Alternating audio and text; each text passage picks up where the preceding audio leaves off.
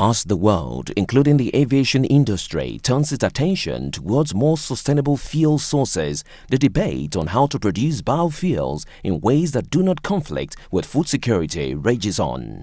The production of biofuel crops like jatropha and cassava could potentially create a new and exciting market for African farmers.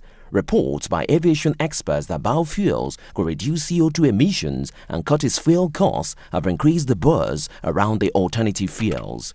But critics say there is a risk of the crops infringing on land that could be used for growing food, and that destruction of rainforests to make way for biofuel crops outweighs any carbon benefit gained from their use. The UN's International Fund for Agricultural Development, IFAD, also counsels caution.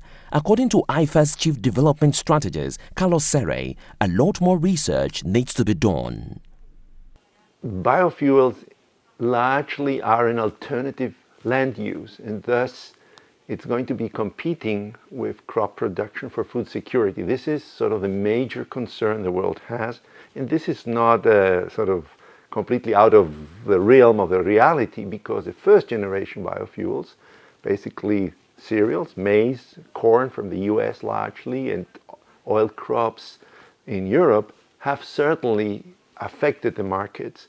And given what we've just gone through in terms of these price hikes, etc., there's a lot of nervousness around this. And we share that concern.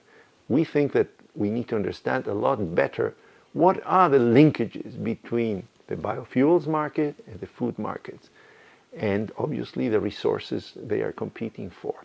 A workshop on how to develop aviation biofuels in a way that benefits farmers in developing countries takes place in Rome on Thursday. This is a very complex process which involves food security, land use, land ownership, employment, investment. There's a lot of stakeholders. And in this type of complex decisions, you need to have them all on board. A particularly important part of the equation is having the farmers themselves involved. They are the ones who are going to be particularly affected by these changes.